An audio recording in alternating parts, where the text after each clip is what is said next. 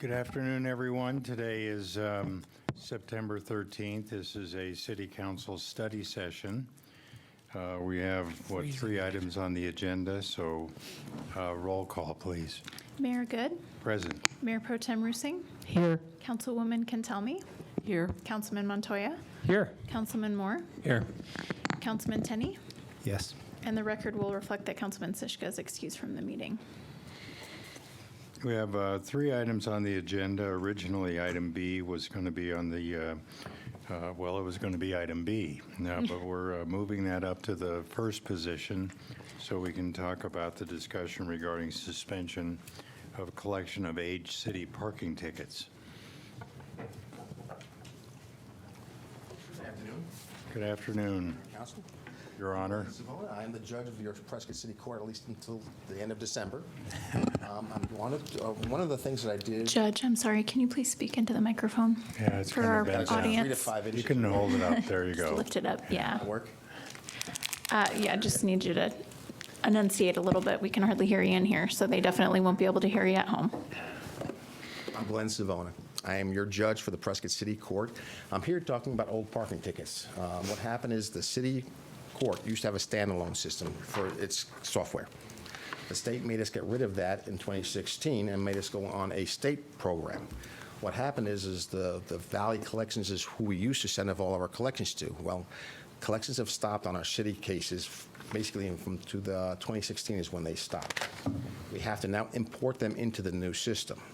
As you see from the document I prepared, there are about 8,930 files between 1995 and 2016. That's the last time they were attempted to be collected through the Valley Collections that we have to now input into our system. Each ticket takes about 20 minutes to input from the old system, which is Cache, which we don't have anymore, into the new system, which is the AJAX system, which the state has mandated that we use. So in order to do that, it's going to take considerable time, man-hours, and effort to do that. The state has given us authority to suspend basically collection on cases that are $70 or less and not put them into the FAIR program. So what I'm asking the city council to do is to look into deciding whether or not the city court can do that as well on the cases that we're talking about for the parking matters. These are all city code violations. They're all city, basically the funds generally are for the city, but at the same time, because we're resolved in the courts, we have to distribute the money not only to the city, but also to the state and other entities that also get part of those fines for each one. So if you look at the numbers that we're talking about, 8,930 files. Of that, 7,809 are under $70 or $70 or less. So if you want to break it down to that level, that would leave us about 1,121 to be entered. At the same time, we are still entering these criminal cases and the criminal traffic cases and the other cases that are civil. That's 6,186 files. So we are trying to work through those. We're getting through about 1,000 a year. So it's going to take a while for us to do that if we're able to maintain our manpower issues. But what I'm asking what I'm asking the council to do today is take a look at whether or not the court can relieve themselves of the obligation on the collection of these matters, so we can close out those cases. What I would do if the council allowed me to do that is basically vacate the previously entered judgments from 1995 to 2015, really is the last time. The last time they tried to be collected was in 2016. Vacate those judgments and close out those cases. So that's sort of what I'm here to request to see if that can be done. So, Judge, that would be all of the cases, not just the ones that are $70 or less? No, the ones that are $70 or less are 7,809. The total number of cases is 8,930. So anything above $70 would be 1,121. We're still going to be inputting into the system. Okay. Usually those are the newer cases because every year the fines would go up a little bit. So the later ones, again, we'd be doing. Sometimes there were not just regular 2-hour parking violations. They may have been parked in a loading zone. Those fines were usually higher. So usually the 2-hour basis went from $35. Right now they're up to $93. So over a period of time they've gone up. But everybody gets their cut of any sort of judgment that is entered, monetary judgment. So Have there been ongoing collection efforts since 2016? No, sir. Not on these, because they haven't been put into the system yet. The state mandates that we basically do the criminal ones first, and then we try to do the civil ones. We have been doing some of the parking, but not at the same rates that we do in the criminal. Mayor Pro Tem? Thank you. Judge Savona, when you say close those cases completely, I look at this as kind of granting an amnesty, a blanket amnesty. And will the names of those traffic ticket holders be expunged also from court and police records completely? No, at the present time, there's no expungement. Right now, the only expungement is for marijuana charges. Everything other, as far as expungement is concerned, it does not exist because of the public records law. We have to keep those areas, but it would show that the case was dismissed. Okay. That's what it would show, that the judgment was vacated and the charge dismissed, no fines to be collected. Okay, so they don't have to worry about warrants being issued for them or anything like that? And they wouldn't anyway. These are all civil traffic. I Tickets. can't issue warrants on civil traffic. That's why they're all in collections, because there's no really other way to collect them other than through this process that we've used. The problem is like I said, it's the manpower issue more than anything else. I wish there was a way that we can directly convert these into the new program, but they can't because we had a standalone program. So it is like an amnesty? I would consider that, yes. I didn't use that word, but yes, I agree. It is an amnesty for those folks who have not paid their parking tickets for a long period of time. And I'm sure they've been back many more times and have been shopping and spending money here many times over. The good news is if they have, then we've been getting them in the system. Because the system now we have from 2016 on, we've been getting them still. And like I Okay. said, the fines are higher. Okay, thank you. Sure. Any other questions or comments? If I may, Mayor. When this was brought forward, we wanted to bring it to council. Obviously, this is financial in nature and a decision to be made by you. However, this is for study session only, and we'll put it forward for a vote. But some of the information that we're considering is the $70 or less, or the $56 or less, those types of thresholds, but also a date threshold, maybe up to only 10 years back. So it'd be 95 to 2012, for example. And so this is kind of the discussion or input we're looking for before we put it for a vote. I think that there's clearly, as most of these are not going to be able to be collected, and it doesn't make sense financially for the court and for the staff to spend the time to input things that are essentially fruitless at this point. But there may be thresholds like the 10 years or the cost of the ticket that would be relevant to your determination. All right, well, I think we understand what the concerns are, and I agree the time and effort to enter these tickets into the system and then be able to try to reinstitute collection actions, which would likely be futile, as you were describing, and even if they were, being able to then parcel out the percentages that go to the state and the county and the other ones, if you were able to collect them, and it's unlikely that they would be collectible. I think it's pretty clear this is probably the most acceptable conclusion to the problem. Appreciate that. Thank you. So, Oh, that's Councilman Tenney. is that all right? Thanks. Judge, if you're looking for direction, and based on Mr. Young's comments as well, I think your recommendation of tickets that are $70 or less and prior to 2016 would be the subset that you'd want to remove from the records and not take the manpower to input $70 or more. And anything since then, it sounds like, has automatically gone into the system. Is that correct? So that would be my recommendation for direction that we give Judge Savona, if others are on the same page. Councilwoman Cantelmi? Yes, I just had a question in the beginning. Were the people that were ticketed, were they just sent home with a ticket, and were they ever notified in the future or past the time that they had the ticket? Normally what happens is they get the ticket on their car. Yeah. They either come into court or they get defaulted if they don't come to court. So we look up the registration and we send the notification to the registered owner of the vehicle that they had a ticket on their car and they need to pay it. When they don't pay it, then we default them, and then we add an additional default fee. So some of the collection efforts are for the default fees as well that are coming to that. Some people just don't come into court. Some people don't live here anymore. By now, they don't have the car registered in that same name anymore, so may not even go to that person. So there may be other issues with regard to collection that may be difficult. But everybody who gets a ticket gets a follow-up if we can. Sometimes there are businesses, sometimes there are rental cars where we can't follow up, and those get dismissed at the beginning of the cycle because we can't locate a responsible person. Does the fine just accrue? No? Okay. Thank you. There's usually a $20 time payment fee, and really, that's it. We don't charge interest to the courts. Okay. Thank you. All right, well, thank you, Judge. I think we understand the situation here, and we'll make a decision on the voting session. And thank you for taking me out of order. I appreciate it. Thank you. Thank you. All right, now we'll go to item A, which is now item B, which is the presentation and discussion regarding a master traffic study.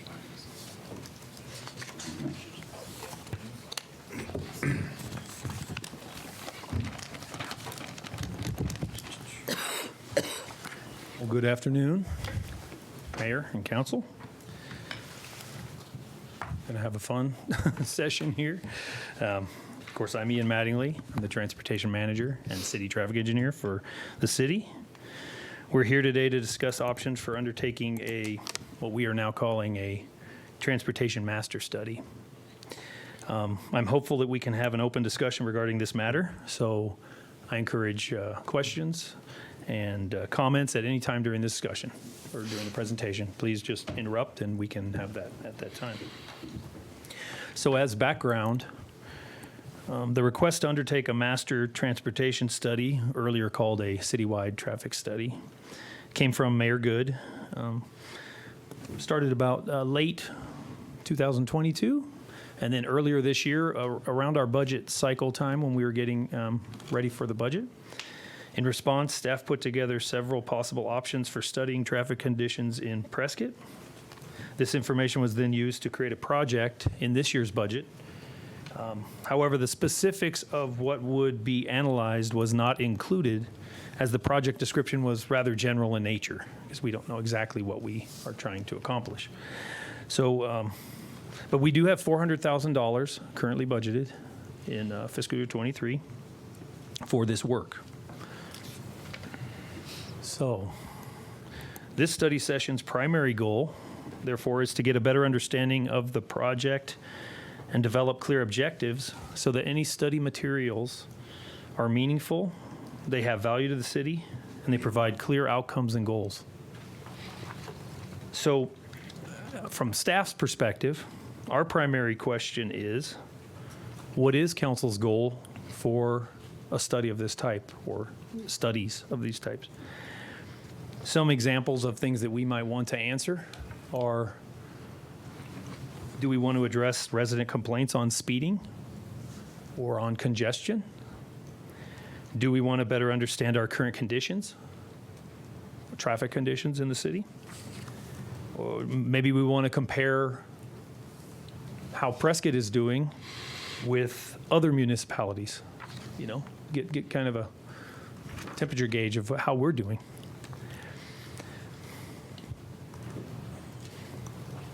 So in order to conduct a traffic study in a manner that will provide new information that will be useful and it will benefit the city and direct future improvements. That is certainly one of the things we would want to do, is make sure that we have a study that's not just going to be shelved, that's going to have a practical purpose to direct improvements.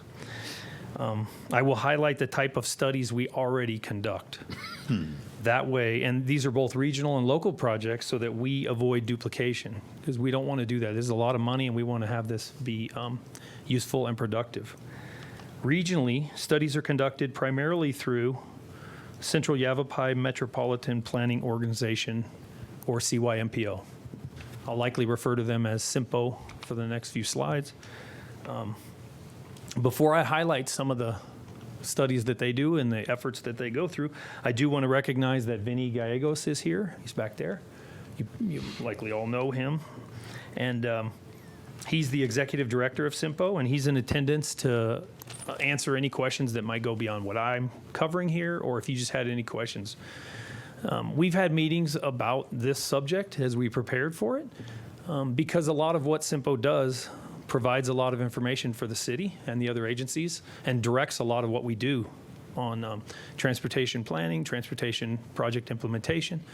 And they have indicated that they are willing, if council would desire in the future, that they could come back and present any information on any of the studies I cover here or other ones that they've done.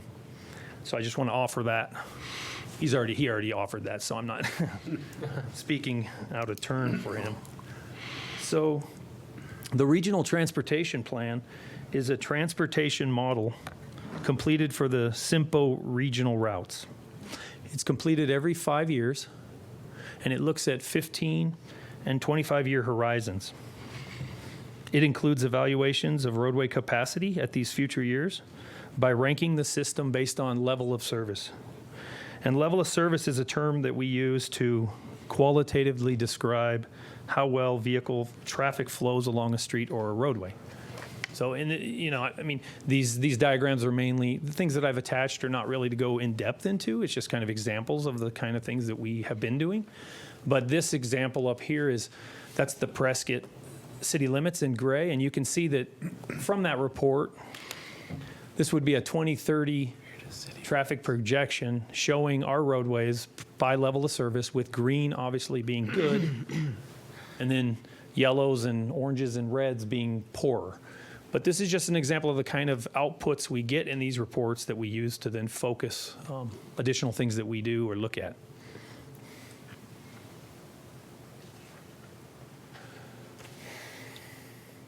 So the plan also looks at roadway segments based on mobility and safety needs and combines these into overall need rankings.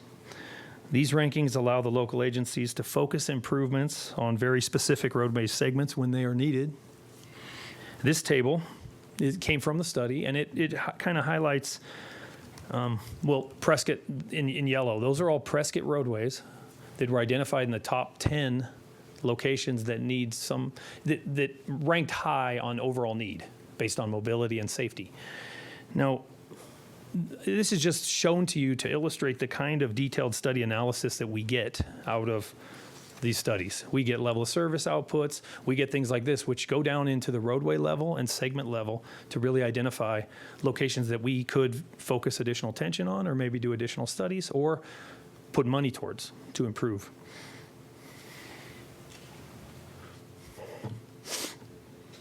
The Regional Transportation Plan also provides recommendations for capacity expansion, widenings, and modernization. The map to the left there, it's small, but you can kind of see the airport in the upper central left section. So that kind of gives you an orientation. These are used to identify project needs and plan future roadways. So this is an example of what we get out of this report. It has maps identifying needs for future corridors, improvements in capacity through widenings or modernization, and then it provides actual detailed information about when we should do that as a region, so we can prioritize, maybe look at closer things sooner, hold things off. But these help staff and city leadership develop the capital improvement plan and coordinate development that is compatible with these planned future corridors that are needed. So some examples of that would be, not specifically from here, but in the past that we've used, or Phippen Trail was built as part of this. Sundog Connector is one of these roadways. Granite Dells Parkway. The realignment of Willow Creek Road from its old alignment to the new alignment. These are just some examples of how roadways have been identified and or built, or are being planned based on modeling in this regional plan. So you can see that that's a very useful document. It's already underway, and we get a lot of useful information for it. Long range, large routes, and even smaller, more specific routes and segments. Hey, Ian, I have a Yes. couple of questions. Sure. First of all, 5 years ago, when I first came on council, I asked to see the most recent traffic study, and I was told we've never done one. Although I did find out that maybe 15 years ago, we did a study just on East Gurley Street. So obviously, any studies there or any data that was collected are so archaic to be virtually unusable. Now, on this SIMPO report, we're looking at numbers here that are calculated in average daily traffic and thousands of vehicles. Yes. And is that is that an average over the course of 24 hours, or what are those numbers coming from? Yeah, so typically the outputs of the regional transportation plan will focus on averages. They take existing counts that we have, historic counts. They'll look at then updating any counts when they're doing this, and then they plug those into the model. But typically the outputs are going to be showing volumes and level of service and things that are based on 24-hour counts. And obviously it also focuses on the worst times. So, you know, when we see these maps showing green or red, we're looking at how does that, if it's a roadway segment, it might be for 24 hours. But if it's for other things, it could be during a peak hour. You know, Peak things are hours, failing I during think, peak are, hours or. much more impactful Yes. than 24-hour averages. So when these numbers were generated, what year were they generated in? This study, Vinny, was this study in, when did we do the last update? 18? I believe it was 18? 2000. That was our update. So this study came from 2000. And then it obviously didn't have, These volumes are 12 years old. no, 22 2020. years old. 2020, sorry, I fell for that too. 2020, not 2018. We zeroed it out. It's 2020. And how did they come up with these numbers? They Yeah, didn't so have they look at historic data, but they also then update and get new volumes for that existing year. satellite counting vehicles or what? Traditionally, I think in 2020, we weren't using too much digital kind of information from cell phone. We're mainly using actual recorded counts from, like ADOT has permanent count stations. A lot of the cities contract, so they would give their data. And so they'll put that data in, and then obviously they plug that into a model, and then the model will project what will happen in the future based on zoning and creating traffic So analysis do they have zones. some type of a traffic counting component that's stretched across the street to count the number of vehicles that went by, or how do they Yes, come up with these numbers? Yeah, a lot of times, if you're going to look at just inputting how we get traffic volumes, yeah, it could be manual hose counts, it could be embedded ground loops, it could be radar system, but some type of physical recording device that gets that. Now, that's for the existing conditions, but the projected numbers, like obviously you can't get counts in 2030, you plug that into the model where you have the existing numbers, then you add the zoning and all the things that could be done in the future, and then that model, it's usually a TransCAD model, but it basically populates that network.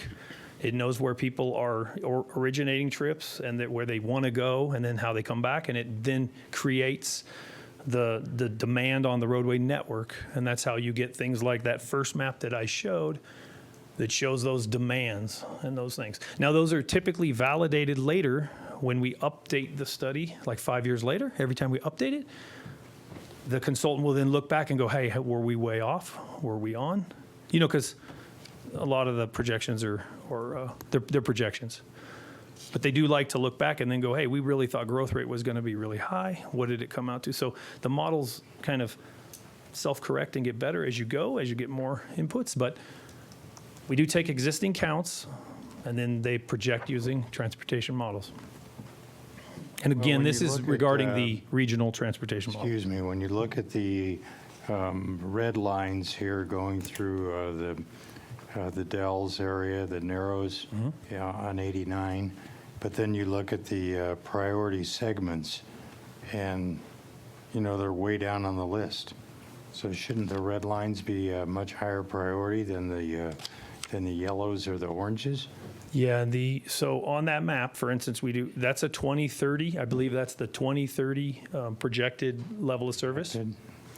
And so what will happen is, in that study, the study's very detailed. That's why we're offering, hey, if we want to go into details about that, we can have Simpo come back and we can make a big presentation regarding that. But typically what happens is you will then have recommendation tables like these here on page 5, I believe, that would show in 2030 by expansion need, is it a high priority, medium priority? And so then they'll put these projects in certain years when they should be done by modernization or expansion, widening or new routes. And so that's why, obviously, one of our biggest projects is in the Dells. It's been identified as a heavy need because it's 2 lanes. It shows kind of struggling abilities in the future conditions, and then it's in 2030, it's a need for sure. It's the top need that came out of that. My point with this is that we have a lot of good data that comes from these, and then we use those to kind of prioritize and do these things. Sundog Connector, at least that corridor, came out of these planning studies. Mayor Pro Tem, you had a question? Yes, so we've got $400,000 budgeted now. Is this going to go out to bid, or is this going to be for Simpo to continue working? So one of the reasons why we're talking about what Simpo does is so that we can emphasize that we don't want to focus our money on things that they already do. Okay. This is City of Prescott money. This is your budget. You're asking for something to be done by staff to answer some question or have some useful purpose. I think when we get through this study, I have at least provided a recommendation of what I feel and what we feel in Public Works should be done with this money to answer some questions that maybe are holes, fill those holes in. But this is our money. This will not be a project through Simpo. But we want to highlight what they do so that we don't repeat I those see. things. And we're going to go through what else they do so we don't do that. We don't want to spend money there. And that's why Vinny was very concerned that, hey, the City of Prescott, don't waste your money when you already have a lot of good stuff. So this money is going to be used by your department Public Works will be, to yes. do a traffic study rather than hiring an outside No, consultant? we will hire a professional traffic consultant Okay, to do these things, but it will be a City of Prescott project. We may bid it out, but we also have on-call lists that we've approved through our, we have qualified traffic engineering lists that went through a competitive process to be on our list. And some of the costs that we developed early in this stage to get some of the pricing was done through an on-call of a firm out of Phoenix that we know has specialties in traffic engineering. So we could use some of them to do these sorts of things. And But how it will be a long? consultant. and what's the time frame? How long do you think this will take? Depends on the scope that we're going to do. Certainly, it's in this year's budget. That was approved in July, so we're already in September. But certainly, this is a planning type document with maybe some 15% DCR type concepts for improvements. So I certainly think it would be spent within this fiscal year. Just depends on their schedule, but I would think that we'd have something in the late spring, results of that. I was thinking of our general plan. We're redoing it, and it has a very important traffic circulation element. If some of the data would be available to utilize. Yeah, we in a certainly don't think it'll general be a long process, Okay. especially based on the things that I'm going to recommend later. plan. Okay, thank you. I think so. Councilman Tenney? And just to clarify, Ian, though we've got a $400,000 budget for this, we haven't spent that, we haven't made any Nothing. kind of decisions around what you're going to find. We're hearing from you what data we already have. You're asking us what additional data we might need, and then we'll work with you on recommendations on how to go forward. And we may not spend a significant amount of that, depending on what we decide we need and what we've already got. Yes. Yes, that's true. We've spent no money, and we do. And depending on what we hear from you today, and what you kind of are there holes? Do we have questions maybe that I didn't think of or Public Works didn't think of that maybe you do want looked at? That will determine what we spend, if anything. And I mean, it could be that you guys go, hey, we have a lot of good information. Maybe we're using it incorrectly, or hey, go there. So yes. Thank you. Councilwoman Cantelmi? Yes, thank you, Ian. I had a question about the process of this. So I know I've been past a few of the, whatever they're called, the counters where you write over them, and it tells you how many people use that road at a time. But when a lot of these decisions are made, are you also taking into effect other factors like the growth, for example, 10,500 homes, when you're deciding how to prioritize certain roads? Yeah, certainly, for long-range planning and the things you're talking about, that's what the city really uses, and all the other agencies that participate in CYMPO, they use the regional transportation plan because it does When you look at the Transcad model that's done for our major roadway network, Prescott and the region, it's very detailed, and they're putting in the underlying planning, the zoning for all the land, and then they're using that to drive based on the experience that's happening on the roadway. They can see, and then the model then goes into where are cars needing to go, and how will they go, and then it's reactive in the sense that if you overload a road here, then it will send cars another way, just like what happens in real life.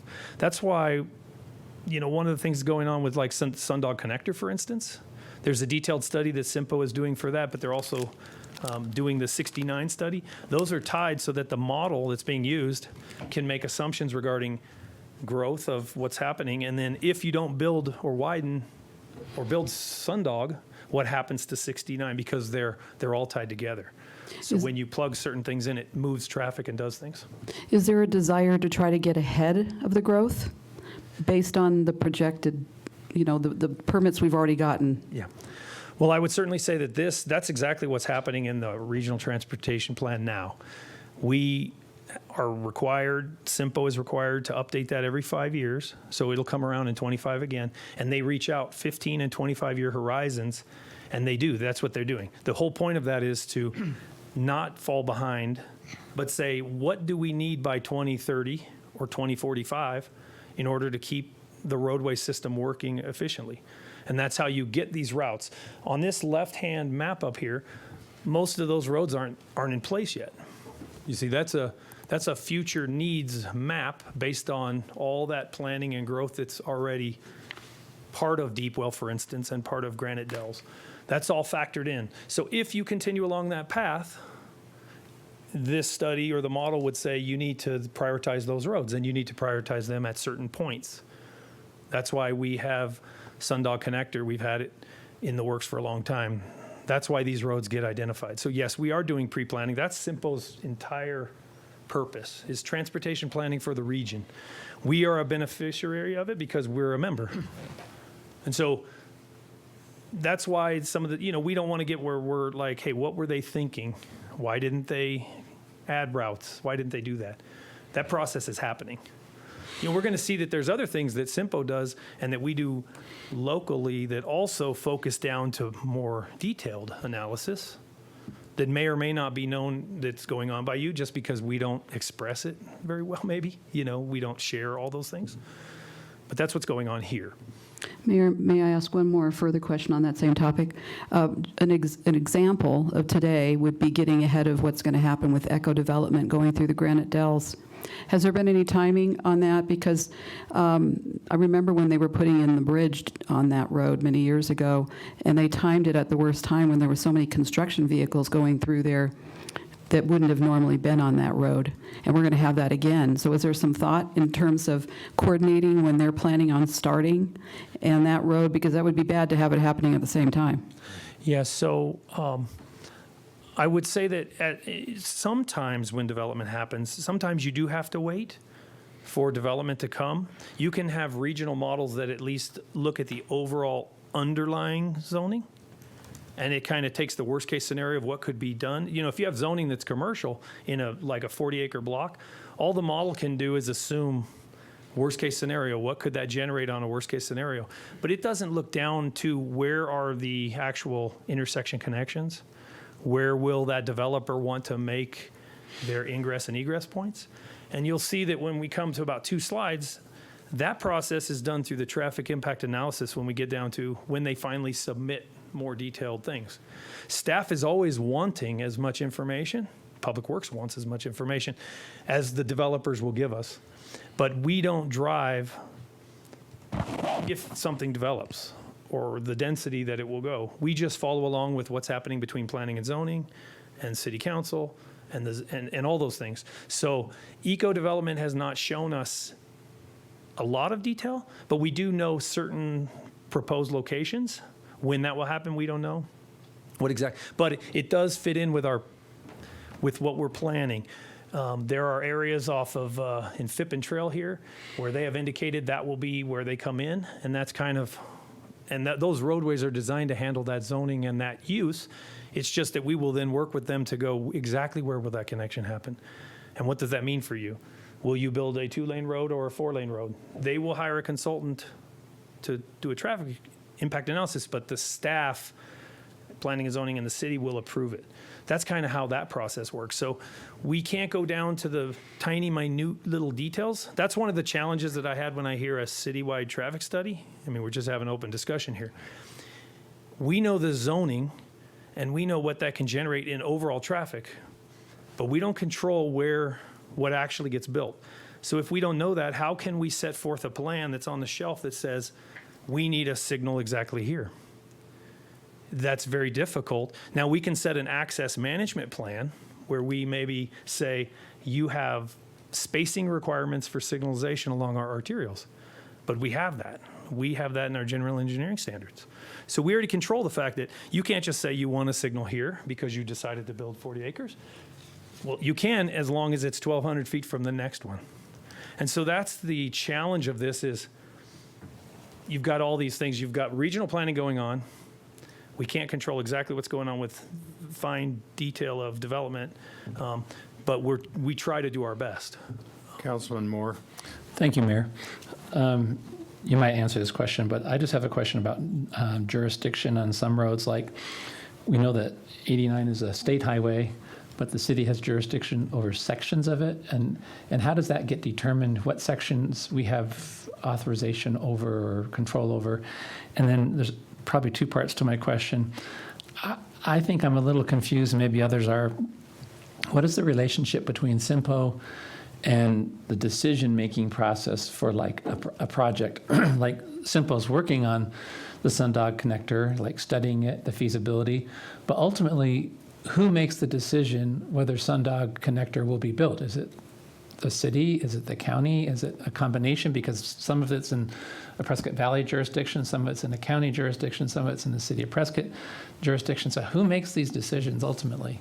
I'll take the easy one first. All right. So, and I appreciate you mentioning jurisdiction because one of the things that we want to be clear about as well is, yes, we have state highways running through the city of Prescott. Yeah. So for instance, mostly we've taken roadways because ADOT kind of has a policy where if a state highway goes through a community and begins to have more access, kind of changes from just a highway to, you know, An arterial yeah, an road. arterial. So like 69 when it comes into town or 89, they like to hand it off to the municipality. And what's happened is the city of Prescott has taken 89. We own it basically all the way from Deepwell at the airport, Okay. all the way down and through. We'll say all the way to town. There's a small section that's still owned by the county that stops at YAVP. But we own everything else. So when you talk about traffic complaints or you guys get traffic complaints regarding 89 in the city of Prescott, we have to address that. And we would include that in these studies or anything we do. 69 is completely owned by the state. We take it, we own a portion of what you might consider the interchange at 69 and Gurley by the Prescottonian. And we took that back because they didn't want to allow certain accesses to happen at the Prescottonian and at our Circle K when they did the interchange project, and that was going to kill some businesses in the city of Prescott. So we agreed that we would take that, and then we allowed more flexibility on the access, and it's worked fine. But they also own some sections of 89 on White Spar coming in town, so Hazley to Copper Basin. We have maps showing all this, so if you ever want to know that, we can do that. But it's a good segue into we don't want to study 69 because that's a regional road not owned by us, and we also can't address those issues of congestion or speed. Really, you don't have control. So for us to waste our time or spend our money on that is not very practical, and we're not proposing that. We would not propose to do some of the things we're doing on those roadways. Vinny, did you want to address that, a second question? Sure. Thank you. Sundog connector. Mr. Mayor and Council, thank you for having me here and being able to answer the question that Councilman Moore just asked. So try and do it in 2 minutes or less, see if I can do it. But Central Yavapai Metropolitan Planning Organizations established by the governor of Arizona based on the 2000 census. MPOs exist throughout the United States in urbanized places of 50,000 people or more. In that agreement, we're a planning organization. The bottom line answer to your question is who makes that decision? You make the decision, the mayor and the council of the respected communities. SIMPO, through our agreements, we have an executive board that I serve, that you choose a representative, the mayor sits on it and chooses the representative for that. We also have a technical committee made up of staff throughout the Quad City area, including the county, which Ian is a part of that. So as a planning organization, Sundog Connector as an example, we'll go through the planning process as a planning organization. Our TAC will review, staff will review. Ultimately, we'll make a recommendation to our executive board to receive that. That then goes to Mayor Good, back to the city of Prescott, Mayor Palguda, back to the town of Prescott Valley and so forth. And then it's up to those individual bodies to decide as a region to participate, to move forward. It really is SIMPO's recommendation on any planning study that we do. As we go through this process for Sundog, again, as an example, it's an 18-month process. So through that process, we're going to be doing quite a bit of data collection, public engagement, and ultimately it will be the SIMPO board that receives the planning study, but then those respective members go back to their respective communities and have the discussion of, do we want this to move forward or not? Okay, thank you. So you're welcome. Mayor Pro Tem? Oh, I would just like to comment that I hope that this traffic study takes more of a holistic approach to the area and doesn't become like siloed and have blinders on, because I've seen a lot of examples of siloing with different entities, and it ends up with just kind of it just seems like they start working against each other. And with SIMPO, you know, they say that the Sundog Connector Road has been planned for, I don't know, 20 years, but then also we've had a 20-year plan to preserve Glassford Hill and have a regional park. And so I just see a clash there, and I hope that if we do proceed with this traffic study, that it looks at all the elements, quality of life, aesthetics, preserving our natural beauty, and not just putting a road from A to B. Thank you. I'll try to move on to another slide because we have a few to go. So, Montoya? oh, sorry. No, go ahead. I just, Ian, I appreciate everything you've gone through so far. I had a question. I know Mayor Pro Tem sits on the PB Tech committee where it's like pedestrian, bike, Traffic. thank you, committee. And I guess my question is, in the same way that a lot of times you will come in and provide traffic information related to planning and zoning as things move forward, I imagine you have that same relationship with that board as well. Are there things that have come up in the past year or so that where that committee is asking questions of, gosh, it would be nice to know a little bit more about how this road is impacting pedestrians or people also on bikes, or we've had a bike accident here. Are those kind of inputs that this traffic study might be able to ascertain for that committee? Or am I misunderstanding kind of the scope of this? No, so far we haven't got I will be clear. So far we haven't proposed any type of scope. They do ask questions like that all the time. I will give them good credit. They have, SIMPO kind of has a representation at that committee, so they kind of know regionally what's going on with major roadways. But certainly if they had large questions like that, studies like this could be used to do that. I guess the reason I'm asking is because it occurs to me that might be something that would be useful. I think, a lot of times when we talk about traffic studies, we think mostly about cars. And speaking as someone who spends, about an hour running on the roads every morning, I will tell you I don't probably go out for a run on a single day where I don't almost get hit by a car.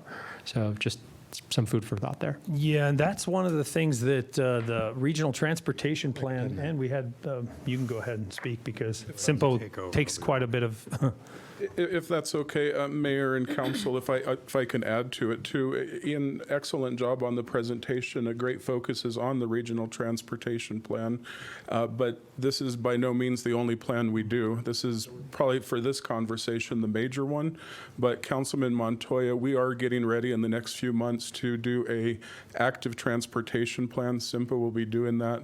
Its focus will be primarily on bicycle and pedestrian, very similar to the RTP, but focused on bicycle and pedestrian for the entire region. And again, that's one example of what we do. So we have transit plans, bicycle pedestrian plans, we have safety plans, which is another thing we do. In our safety plan, it's multimodal. So we have a 2017 study that we're updating this year also, and it will focus on all modes of transportation. So by all means, the RTP is the headliner, but there are other studies, which again goes to the invite. If you'd like us to come back, we can share more of what we have. I appreciate that, Vinny. And then I guess just another point I'd bring up, Ian, is I guess to me, when I think of this in context of what I know about SIMPO, is that, they are kind of looking at the overall region. And I guess I wonder if there's not, if I'm understanding you correctly, there's an opportunity, and I've looked at the whole of your presentation, so I know you're going to get to this, but there's an opportunity to kind of really dive into things that we're, again, avoiding the duplication, I guess, of what SIMPO does, but maybe making it more geared specifically towards Prescott. I guess in my mind, that means not looking at arterials necessarily, but looking at other streets that maybe don't rise to the level of being arterial. sure. And, they don't always do things that are just regionally based. That even in the RTP, we went down to it was Gurley, it was collectors. But in there, for instance, they do a CYMPO safety study, and that was focused on all crashes, every crash that was done within the entire region. But the actual outputs of the report are very specific to Prescott. The map here, you can see a heat map there up on the big screen or there, but that's Prescott. That is us, and that's every crash that occurred. So when we do things like this SIMPO multimodal study, it won't just be regionally based. It'll focus on all crashes regarding that, and they'll get down to very low-level Prescott streets. So, yes. Well, I just like to direct our comments back to the holistic approach. I'm glad we're bringing up bike lanes because as you're going out West Gurley, there's people always walking in the bike lane because there's no sidewalks. And I think we need to look at the lack of sidewalks in our traditional Prescott area on West Gurley, because on the south side of Gurley is where the shade is, and that's where people want to walk. And you look down at South Cortez here, there's no sidewalks. You look at around Lazy G, there's no sidewalks. People are out there walking in the street, and I think that if we address getting some sidewalks in our traditional area, people will get out of the street and be able to walk on the sidewalks. They won't be walking in the bike lanes. And also if we can look at having more bike lanes. And then we also have to deal with the subdivisions, because some of them, we can have all the traffic studies we want, but we can't force them to have sidewalks and bike lanes if they don't want them, But thank you very much. So, that's a good segue. A lot of these things will be addressed through that. What I'm trying to kind of relay to all of you here is that we're getting a lot of detailed studies that we can use specific to Prescott, and there's ones coming.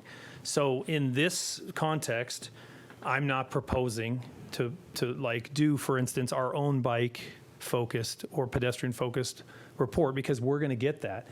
they will go down to the level you're talking about. They will make recommendations regarding all the way down to bike lanes and sidewalks and things like that. But we'll relay the fact that, we want a holistic approach and we want those things to continue.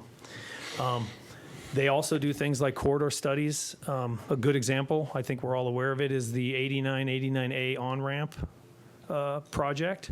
Very good project. Micro-focused. I mean, it's an expensive project on an ADOT facility, but it's directly related to Prescott's traffic and how it works.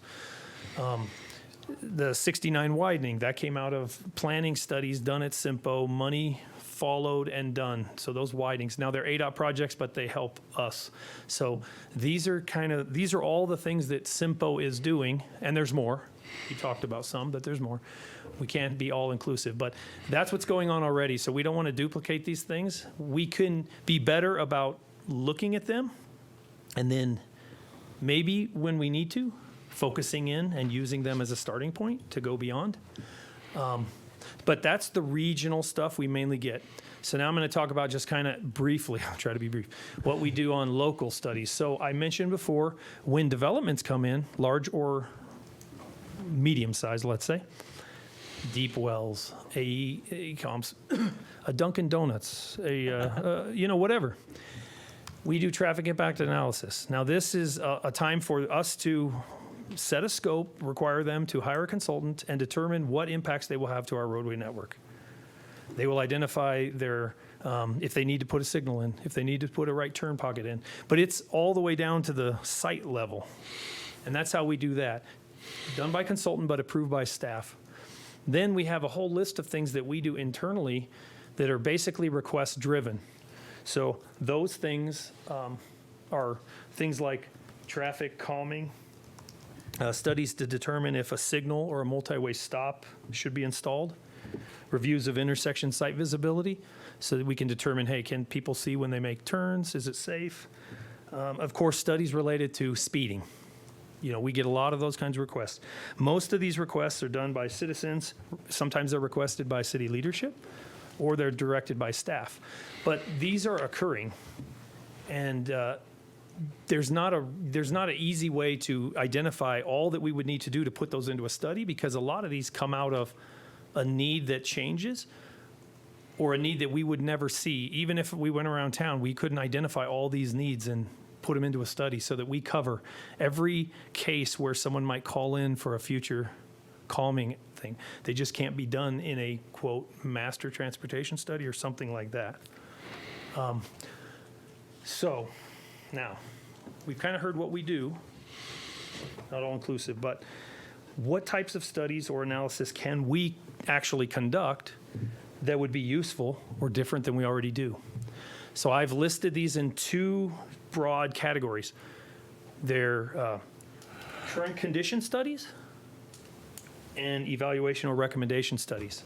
So these are examples of current condition studies that we could do. Current condition studies determine how Prescott is doing, and they're valuable because they can be used to answer questions about real traffic conditions. What is it really like out there? Instead of perceived conditions that may be expressed by citizens based on their experience or their expectation. So these studies compare actual conditions to national standards, objective performance criteria, similar to what we saw on that map from the RTP. Those aren't people's opinions regarding it. That's kind of like the national standard regarding level of service. Is that road performing well or not? Should we do something or not? And in some cases, you can do condition studies that compare to other agencies if you think that's valuable. You don't have to do that, but you might think that's valuable. So the two that I show on this slide are travel time studies.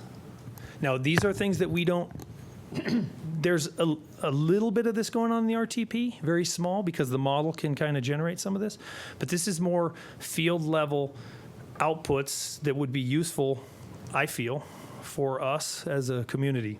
So travel time studies record the time it takes to travel a particular corridor, and it's an indicator of the overall performance. So they can do a few things. They can confirm good performance. That might be something that we get out of this. We confirm that we actually have good performance. They can also expose areas of high congestion or poor operation. They can also provide a benchmark performance measure so that we can compare it in future times. So like right now, we talk about Willow Creek. Willow Creek is bad. Willow Creek by Fry's is bad. We're going to do signal improvements. We've been doing that. If we don't have a benchmark, right now our benchmark is they can plug in the numbers on a computer and show us that in Synchro it says that the level of service went from a D to a C. But that doesn't really relate much when you go at, this would say it takes you 12 minutes to get from Trinity, Deep Well, all the way into town. And in the future, you could measure that against the fact that we've degraded. It takes 15 minutes. So we don't have these type of studies on our corridors. They are typically done using cell phone data. These aren't typically, you can hire consultants that drive these, and you can get some of those spot checks in there, but a lot of this is driven by new technologies that track mobile applications, and so they have a lot of sample data, and then they validate them against real things. These are useful for current conditions. The other one is speed studies on major roadways. We hear a lot about how bad we are. We hear a lot about how everyone speeds in Prescott, and it's horrible, and it's dangerous. But our models don't really show, you can't see that in a model of level of service. But we could do a study that actually provides documentation of actual speeds that are occurring on our streets.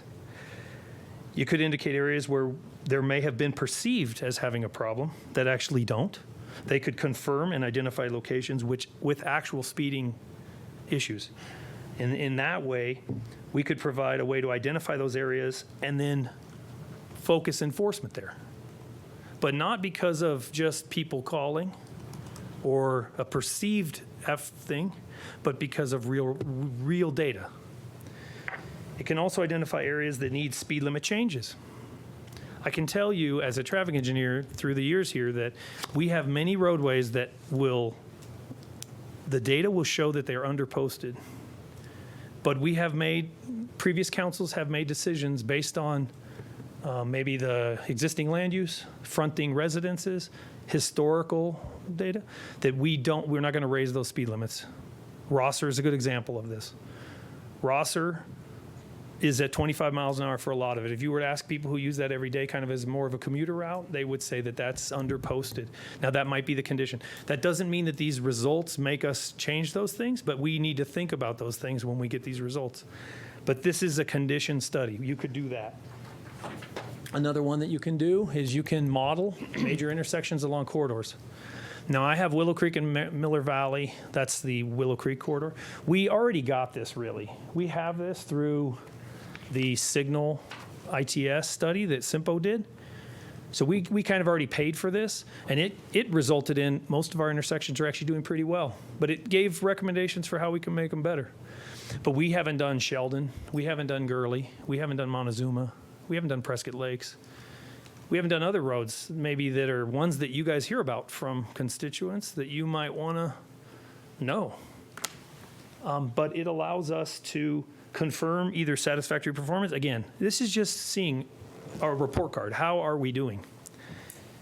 I did put crash analysis on there. Now, we've done a giant crash study, but that crash study, while it has all the data, it hasn't focused like heat maps and specifics down to the intersection level. And if we felt like there were safety issues at particular locations, or we had heard that, we could ask for additional analysis where they take the existing study that was done and the data, and then provide us outputs and reports that would actually, by maybe collision type, time of day, age of driver, impairment, give us more specific data that could be used to help improve safety. So I just offer that, although not commonly done, and I haven't heard a lot of complaints from people about, hey, that's just, everyone's crashing there. We don't hear a lot of that. I don't. Maybe you guys do. But these are the condition studies. The other major area where we can do is evaluation studies. Now, these are more like what we're already doing on a regional level.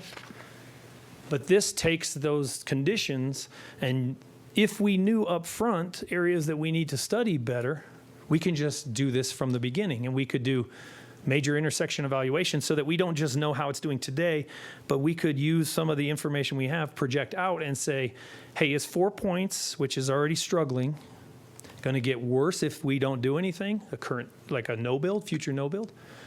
Or if we want to make it perform better, what should it look like and what do those improvements look like?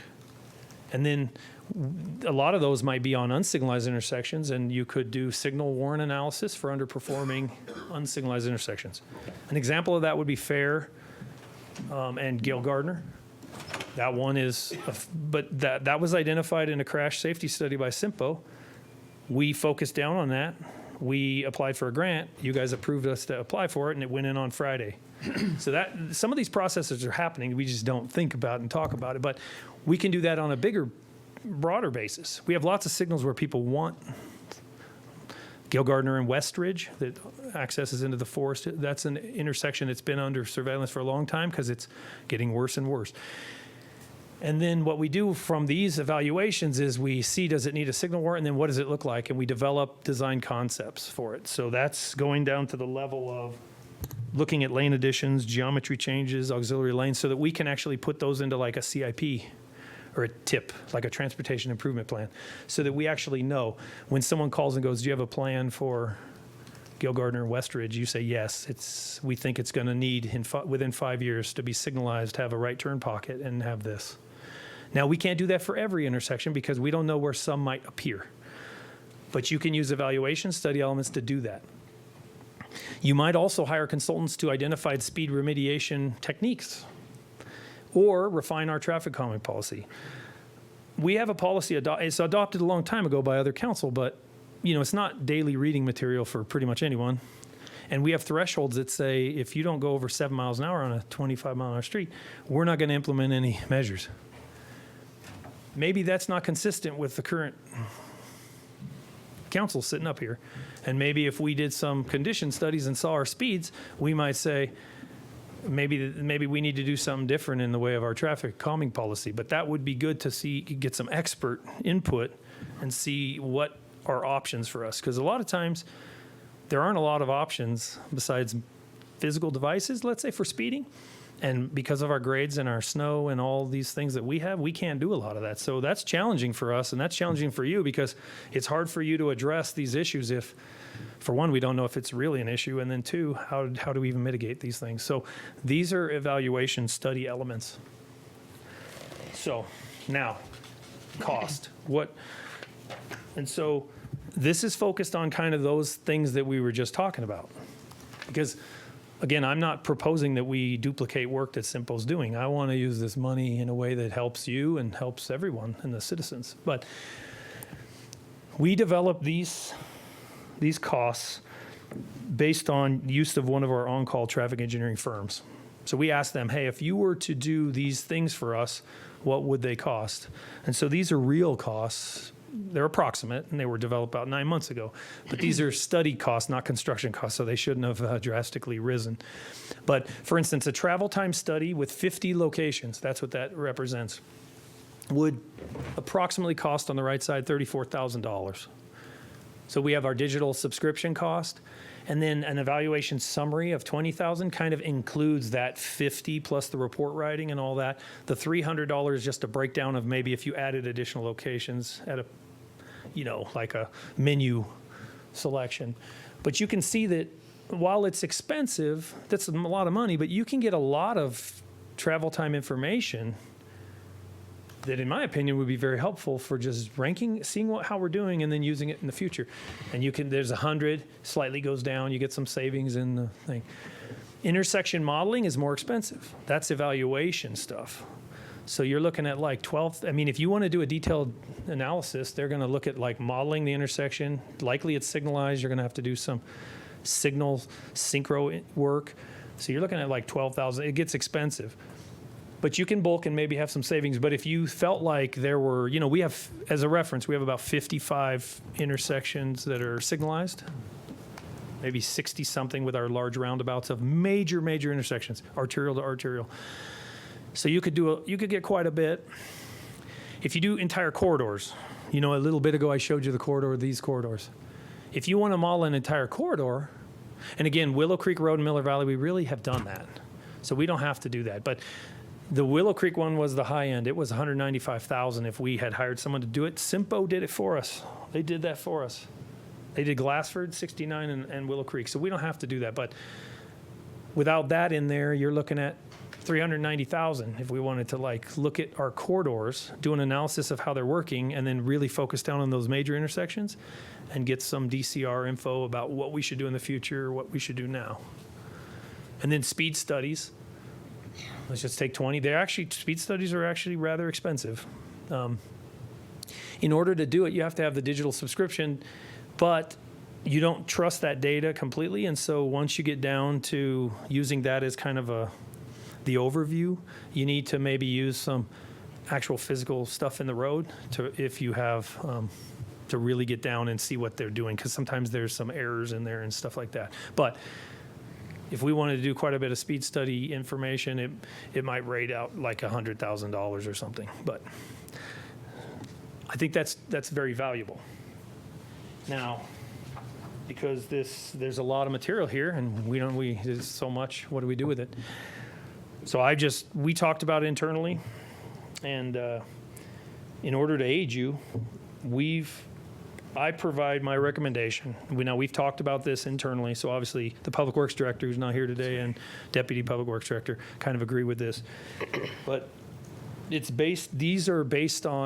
my recommendations are based on a desire to fill in the blanks in our current thing and to really rate us.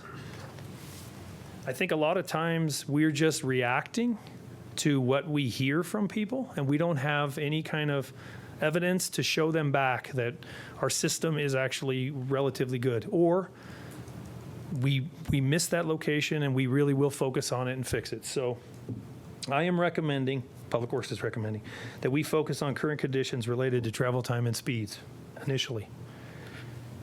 Then, using the results of that analysis, we could direct focused intersection and corridor evaluations where they are needed when we get the results back. So if we see travel time problems, issues where you can, because it's by segment. That's another thing. So you'll see travel time says by segment between intersections, so that it's not just the entire corridor. It's like you can see when we have issues coming down like Sheldon or something, so that we identify, because otherwise you're just like, 16 minutes on a 3-mile interview. How does that help? It doesn't help. But then we can direct additional study. And that would be directing focused intersection or corridor evaluation as a follow-up, so that we identify remediation measures, develop design concepts to be used in programming focused transportation improvements. If I could give you, hey, here's a citywide traffic study, just study everything, but that's a big waste of a lot of money. We don't want to do, I don't want to recommend that, so I'm not recommending that. That's where I am. That's what I have. I'd love to hear input. If there's things that we are mainly concerned about, like speed or specific locations, certainly in the time between however we move forward with this, I'd love to hear that so that we could focus on those things and include anything like that. But obviously, this isn't a voting session. This is just a time to get input and hear feedback. So that's what I have. Councilman Montoya. Ian, looking at your recommendations, do you have up here? Can you ballpark like what that would look like as a price tag? Yeah, so I'm guessing that with a major travel time study, and I say that it's arterials and select collector streets. So I'm going beyond just our arterial streets. We have a lot of collectors that primarily serve as through routes. That would be like a Gale Gardner, Copper Basins. I'm not going to go through them all, but you could imagine. But we're not going to do all collectors, because some of them are maybe Sandretto, Tower Road, some of those. We're not going to do travel time studies on Commerce Drive. We don't need to do that. So I still think that that's going to be in the likely $100,000 range. I think speed studies might cost at least maybe like $150,000. So I'm thinking that we might spend $200 to $250. This is rough, very rough. Yeah, no, and I'm not going to hold you to it. I just was trying to So get an I idea. think that we can get a good condition analysis for like maybe $200,000. So about half of what we have budgeted currently. Okay, thank you. And then save that excess to follow up and go, hey, did we identify some things? And then maybe we need to add more money, or maybe we don't. But use that money then wisely and see what we need to do. Councilman Moore. Thank you. This is just a quick comment since we're talking about traffic studies, but I see, as I'm in the community, that a big problem, and Councilman Tenney would probably echo this, is during peak hours, the traffic around our schools. You know, when I grew up, nobody took their children to school. Either you walked or you took a bus. And nowadays, every parent is driving their child to school and dropping them off at Lincoln or at Abaya Judd or at the high school or wherever it is, Taylor Hicks. And it creates such a bottleneck morning and night, because then parents start backing up their cars in the afternoon to pick up their kids. And we just don't have the infrastructure for all these cars during those peak hours. But I don't know how that could possibly be addressed. But I see that as a problem. Well, but that's the kind of input that's perfect, because, I wasn't, obviously we do have that issue, and we've talked about it in the past with different, like PB Tech committees, we had different ones. We did evaluations in the past and tried to make improvements, at least once or twice when I've been here. But that's a good one, that's a perfect example of something that could be added to just do a specific focused, let's add in the school zones and let an analysis happen as part of our first two conditions, or add it to the focused intersection corridor evaluation but that's perfect. Because I know I hear from people on Carlton and Montezuma about just some minor changes that might actually help. You think, there's not much we can do, but when they use innovative ideas or change some things up, it can make drastic differences. So I think that's really good input, perfect kind of input. I had a son who was hit by a vehicle on Ruth Street and had to be life flighted to Phoenix. He was a pedestrian and he got hit by a pickup truck several years ago. He was walking to Early Bird. And so I think our school zones and just the traffic in general around like Taylor Hicks, because then that compounds Rosser, but then the high school compounds Rosser too, because you got all this traffic coming off Willow Creek Road to Demers trying to turn right. But you have all these parents trying to come up to Taylor Hicks to drop their kids off. So you got like two things conflicting at the exact same time, because it's the exact same time of day. Yeah, we've also got bus uses on residential streets, quite a bit of things, yeah. Ian, I know that you had spent, and the city had spent quite a bit to acquire these image identification The video detection. functions, material, things like that, so that we could actually identify the movement of vehicles and then be able to signalize the intersections on Willow Creek Road. So where does that effort stand? Yeah, so I think in regular session today, I'm coming to buy 3 more, but that came out of those recommendations from the SIMPO study. We have implemented about 17 of the detection systems. We need to upgrade all the in-ground detection on Willow Creek all the way in. There's like 21 intersections. We have approximately, I think, 17 done. Then in the north side, we have, there's 7 intersections that already have radio communication. We bought, you authorized the purchase of radio communication equipment. So we've done the north side up by, MVD, and then down through, all the way down by Montana. That's all interconnected using radio communication and video detection. We do have more work to be done in getting the signals up and over by the Country Park Drive and those hills, because we need to bounce our signal all the way to some tanks that are in the south end of town and come back. But we're well on our way on those, and we're seeing good results. We're running time of day.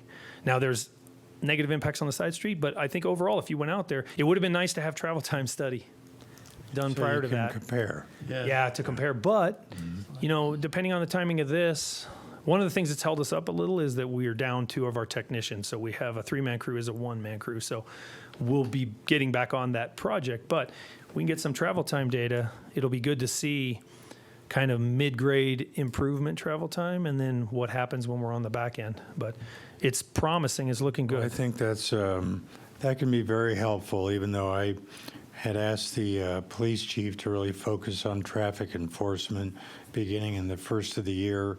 And I think over the course of the first 6 months, we wrote about 3,000 moving violations just on Willow Creek Road and the primary arterials nearby. And, I got a lot of really positive comments that people were starting to pay attention, slowing down, because they thought, oh, I might get a ticket. But if we have that signalized traffic flow and we communicate to the community. If you travel at 40 miles an hour on Willow Creek Road, you're going to hit every green signal light, and you won't have to be stopping and starting. I think people would be even more cooperative when it comes to things like that. Yes. Yeah. And I think we can probably do more of it. I think one of the things I hear a lot about is red light running. We see that at 4 Points. I mean, I was coming back last week, and there was a pretty bad head-on. I think it was around 8 o'clock at night or something, or right around maybe 7:30, and it looked pretty bad. So we see a lot of that continuing to happen, and I'm not sure how best to do that other than park a police enforcement vehicle right there to watch all the time. But then we lose patrol capacity by doing that too. Yeah. So I'm not sure if that's something that we can work on. Yeah, it's all good input. I even had one of the people that are on the city council down in Dewey saying if they do 58 miles an hour all the way up 69, they'll hit every green light. Of course, they'll be violating the speed limit substantially, but people modify their behavior based upon their efforts to get from A to B. So, of course, we can't seem to get ADOT to cooperate in timing their signals, but that's a different issue, right, Benny? Yeah, we're not going to address them. Well, Ready to move. Comments, concerns? Well, I think the recommendation's probably a good one, Ian, and maybe spending the amount of initial investment to get some good baseline data that we can then kind of modify and see how best to take that data and take the next steps. yeah, so, I mean, yeah, obviously, if there's no objection or other comments, we would like to proceed in that way, and then we'll either come back with a contract for the consultant or use an on-call, but certainly we'll keep you informed, and then we would go down kind of this path. Well, thank you, Ian. Thank you, Vinny, for showing up and helping us out here. And at least some of the data that we have been able to get from SIMPO is beneficial. And being able to coordinate it with our expected growth concerns and future developments. And like Councilwoman Cantelme was saying, making sure that we try to coordinate these projects with future developments so we don't make the situation even worse. Absolutely. All right, thank you very much. We'll move on to item C, the cybersecurity presentation.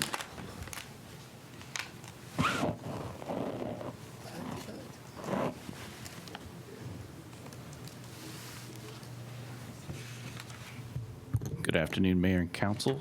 I have a question for you. What would you call an IT person that does not give the city clerk his presentation like he's supposed to? I don't know, the emperor of minty freshness? No, you call him a ding-dong, which is what I am. So. Ding-dong. So I apologize for that. That's my oversight. Because I was surprised that Sarah didn't comment on what an amazing presentation it is. It's because I didn't give it to her. So. I'm actually going to start with something visual for you. Director of Minty Freshness. The director. So one of the things I struggle with as a highly visual person, visual learner, how do you take something IT, which is completely abstract, would sound made up to most people if you tried to explain it to them, and make it seem something tangible? So there's various cybersecurity companies that maintain threat maps, and what they're showing you is essentially telemetry data from their installation base of things that are happening. So what you're looking at here is essentially cybersecurity attacks, which would include viruses, malware, hacks. And what's interesting about this is that this is going on 24/7, 365. It never stops, ever, short of everybody losing electricity in the world. If you were to miniaturize yourselves and go sit on one of our firewalls on the internet side, you would see this. Like you would experience this. This happens to us. It happens to everyone on the internet. And I'll give you a good example of that. A couple years ago, right before COVID started, actually, we were putting in a brand new email firewall on a network neighborhood of the internet that we had never used. Had never seen email ever. We put that out. Within 5 minutes, we had people in Japan trying to abuse that server to send email to the rest of the internet. It was not published as an email server. It had never been an email server. As far as the rest of the internet knew, it didn't exist, but yet here we were within 5 minutes, people were banging on it, trying to get in and abuse it. So that's the point there. I want to beat it to death. Here's a different map. This one's from a company called Fortinet. The kind of middle dark looking part there, well, that represents when people are sleeping. If by your leave we brought in a bunch of sleeping bags and hung out here till tonight, what you would see is this map is going to go berserk for the United States because IT people are sleeping, network operations centers are sleeping, and the amount of attacks ramps up with when IT people are not around, right? The people doing this, they're mostly automated, so the robots doing this know when holidays happen, people are sleeping, etc. So it goes on all the time. So I'm going to flip over to presentation, which is not very long, pretty to the point. So way back in the day, somebody pretty smarter than I am, said this, and it's true. I consider it to be true. It's still true. Computers, cell phones are computers. As Ian was talking about, the traffic light mechanics we have, those are computers. They're no good without a network. They're interesting. Like if say Verizon, T-Mobile goes down, your cell phone's kind of interesting for a little while, but it's not that interesting if you can't go out and get things. So we always start with an IT, this principle. No network, not very exciting, right?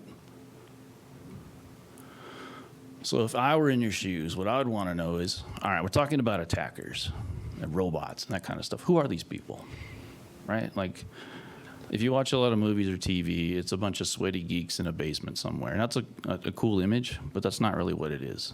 It's state actors, so say North Korea, Russia, China. It's people that have kind of loose regulations on internet providers like Romania, the Netherlands, Germany even, are kind of safe havens for these people to hang out. Organized crime. Like organized crime, what?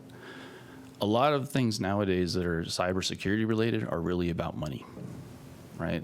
It's not really so much always stealing information. Well, that's interesting depending on what industry you're in. Since we're government, our information is mostly public. We don't house credit card information here. Government, while interesting, is not necessarily interesting to an attacker, but it might be interesting if I can say walk in and encrypt everything we own and say if you want your data back, you're going to pay me a boatload of money. Ransomware. Yeah, exactly.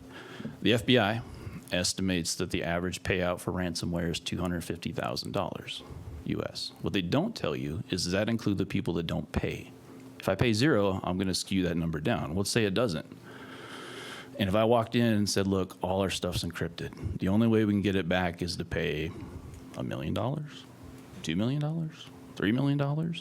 And that's no guarantee that it wouldn't happen the same thing an hour later, a day later, a month later. That's where a lot of this stuff is going, is it's monetized with people who are in it for the money and they go rent some hackers. They go rent toolkits to do this, 'cause it's automated. So I can just go out and not know a lot for a couple $100, literally, buy myself a Lego kit of hacker stuff, maybe some hacker people to do it, and then if it pays out, it's like a crime slot machine, right? I just got to have some people pay out. And we've had people in Arizona, school districts, county governments, municipal governments, community college districts, lots of people just at the government education tier have hit, if that's a slot machine. So it's lucrative. That's why they do it. I kind of touched on this, but what are these people after? Well, depends. If we were in the automotive industry, maybe I'd be willing to try to steal Ford's plans on something they're doing, if I was a ruthless competitor, let's say. Not so much government, because, you know, town of Prescott Valley is probably not going to come after us to steal our secrets. What we do have, though, is we have association with government, right? So the perception of we're part of a vertical stack of county, city, federal. That's a thing. There's a perception that government IT is not the greatest, sort of easy mark. That's a thing, right? If I'm out looking to test whether everybody's locking their doors and locking their windows, I'd go after people I think aren't as prepared, as rigorous. Schools, education usually fall under that umbrella. When do they do this? 24/7, 365. It's automated. As long as there's electricity, people are coming at you.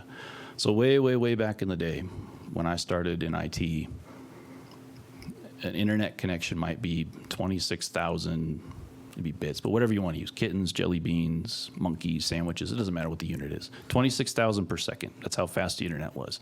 That's how fast you go to the internet, and that's how fast the internet comes back to you. Not super quick. Nowadays, we're on the order of 2 million jelly bean sandwiches, kittens per second. And it's a pipe, basically, right? Like it's a pipe. In this case, the pipe could be a speeding train coming at you at really quick speeds. As fast as you can go to the internet can come to you. So if anything, it's made it worse. That has accelerated the rise of cybersecurity has gone over time. It's gone up tremendously. Part of that is Bitcoin, because if I steal stuff and money, it's hard to trace Bitcoin. That seems like a pretty good deal to take my money or our money, right? But also, if I'm on a really slow internet connection, it's pretty hard for me to get away with attacking you, stealing your stuff, because I'm going to get caught eventually, because it's slow. If I'm on a really fast internet connection, things are a little different, right? I got a whole lot of options. Where's this going on? We talked about that already a little bit. We block a lot of places by origin. So if you're in Russia, sorry, you can't come visit our internet resources. Apologies, but can't. China, same thing. India, nope. Well, attackers are keen to this. They know we do that. So they take over somebody else's stuff in the United States. Well, we have to allow traffic in the United States, right? Because we're part of the United States, or say in Mexico or Canada. So there's a lot of obfuscation of who I am, right? It'd be pretty funny, I guess, to an attacker if I took over Pima County's network, which happened last year, and I start attacking the city of Prescott. Who am I going to call Pima County? Like, hey, why are you attacking us?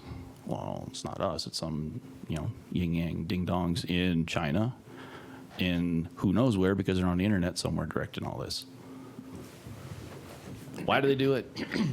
Pretty much touched on it. Money. Money, money, money. If nobody ever paid ransomware, because that's the big one now, because it pays out. If no one paid ransomware, it would lose interest and something else would take its place.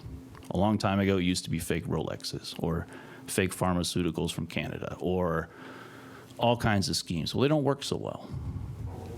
But if I can get all your data and hold it hostage, that's a different matter. And I would preface that by saying, I try to think of a single city of Prescott service that does not use IT somewhere, and I can't come up with anything. It doesn't mean it doesn't exist, but I've thought really hard and long about it. Is there something that the city of Prescott does that does not have an IT element? I don't think there is. It's not why it exists, not IT. IT is just a secret sauce that kind of goes along for the ride and makes it able to do things. So Lieutenant Kassoon's over here.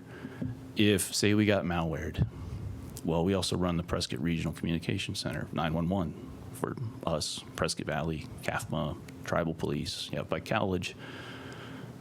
Does that prevent Prescott Police from doing their job if that gets taken down? No, but it makes it a heck of a lot harder. And in a digital age, which is what we're in, it's not like we can kind of go back to no technology, knowing how to do things without technology, because a lot of that is very time intensive, it's people intensive. A lot of those processes and even the ways of doing it aren't necessarily known anymore. So that's the world we're in. Cybersecurity, it's a destination. You never finish cybersecurity. It's strictly not about tools. It's not about a magic day on the calendar. When you're done with it, you're never done with it. Fan of the war. There's two meanings in this quote. One, if you want to prevent hackers, for lack of a better term, from getting you, you got to think like a hacker. with the advantage of we know our systems. Where are we vulnerable? If we're going to get got, how's that going to happen? What would be attractive to someone to do it?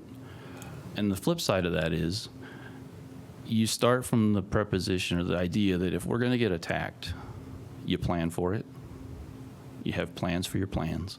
So if it were to happen, it's not going to be a shock. I don't know what to do. I'm just going to stand here while we get steamrollered. It's like, all right, someone's gotten in, something has happened.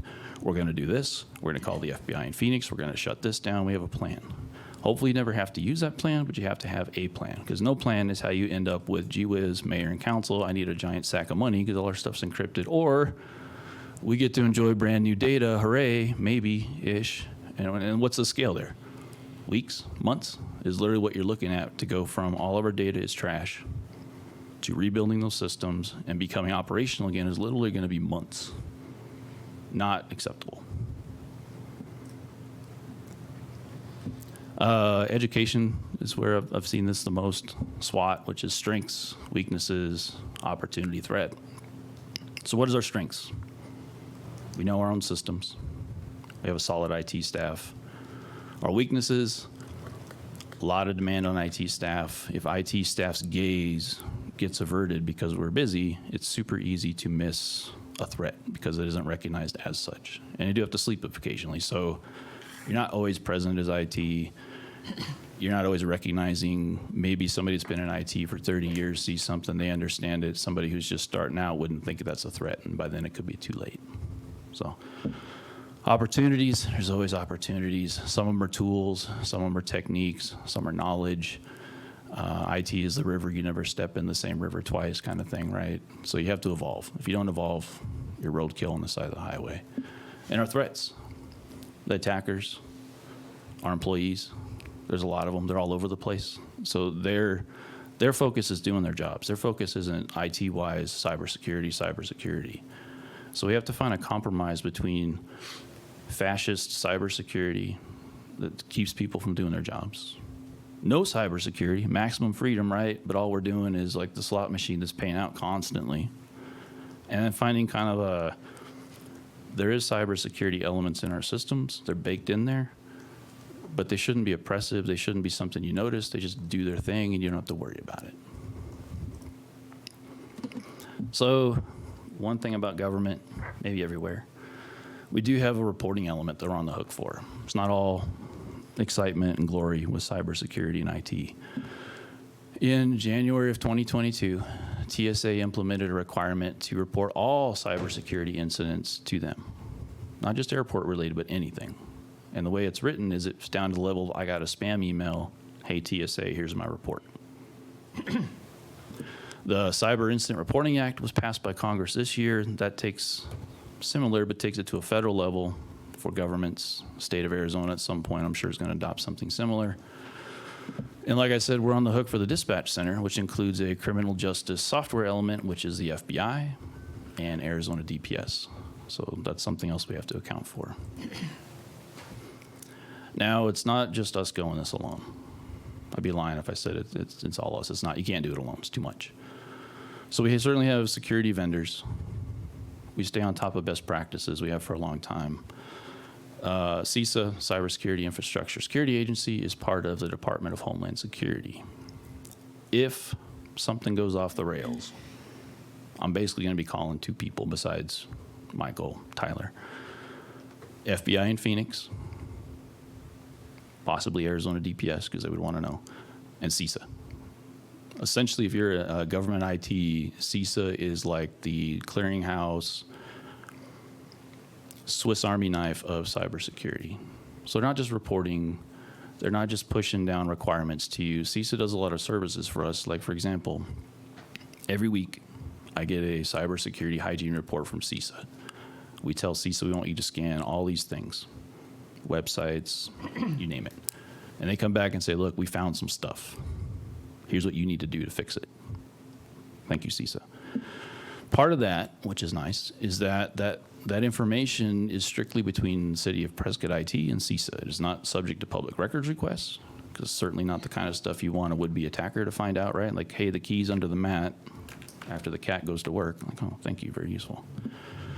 So right now, We've been using the CISA service, extremely useful. It allows us to tune things, it allows us to model things, and allows us to get information that maybe is outside of our blind spots. So CISA, good. Yay. Thanks, CISA.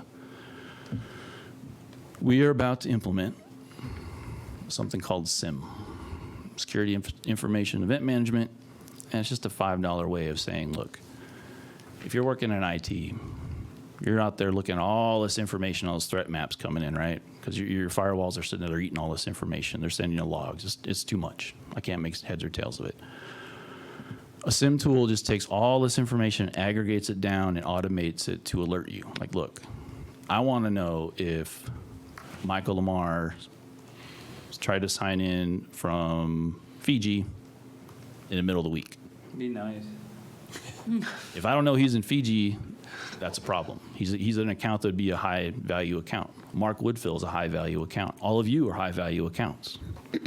So there's certain things in a SIM system that allows me to not have to hire extra IT people and also address the fact that we sleep, we have holidays, we have other things going on besides cybersecurity, and let automation aggregate that and collect it and alert us to what's really important so we're not chasing things that are kind of trivial and miss something. The SOAR piece of this is automation, right? So in the middle of the night, somebody's knocking on the city of Prescott door trying to get in. If you have a SOAR system, you say, hey, SOAR, if they do that more than 3 times, lock them out. Write a firewall rule. That's the end of that. It's automated. I don't have to touch it. I don't have to know about it. Maybe you send me an email later about it, but it's automated, completely automated. Now, automation's good and bad. If you set up automation poorly, it's like the dog trying to bite your ankle all the time. Like, hey, I just wanted a dog, not a dog biting me constantly. So there's a tuning process there, but we're implementing SIM this year. You'll be seeing me bringing something to the next meeting about it. Almost all organizations of our size and larger have SIM. SOAR will be next fiscal year if it's authorized. And the idea being, like, at some level, let's say you double the amount of IT people, 18 people, and I could find 18 good IT people. And I'm going to make them all cybersecurity ninjas. It's not going to be as good as something automated because all this information you saw in the threat maps is collected, it's analyzed by people way smarter than I am, and they come back and they put it into products, into things that allow you to take that and do something with it. It doesn't require me to sit there and recognize the pattern. So that is the extent of what I was planning to talk about. So if you have questions or comments, I would love to hear them. Nate, will these be additional services through Fortinet or separate? SIM would be part of Fortinet. There's other companies that do SIM. There's other companies you can hire to do SIM for you. They're dramatically more expensive. And part of the thing with cybersecurity is it's important to know who is doing something to you or trying to. The fear is if I hire some other company, Fortinet or whoever, I don't care who it is, Checkpoint, anybody. That's great, they're doing me a service, but now I've lost visibility on what they're doing. How do I know they're not going to miss something? And because I am blindly trusting them, I'm not going to miss it too. And the thing with cybersecurity is by the time you think there's a problem, you're toast. It's too late, right? Like if I'm like, hey, ring, ring, hey, how's it going? Dude, you know why all my files are encrypted right now? Like, I do, but it's nothing nice and it's nothing good. Boom, now we're in reactive mode. So more than likely, SIM's going to be Fortinet, yes. That's our ecosystem. They have a good product. And the best bang for buck, I think, for this type of thing would be with Fortinet.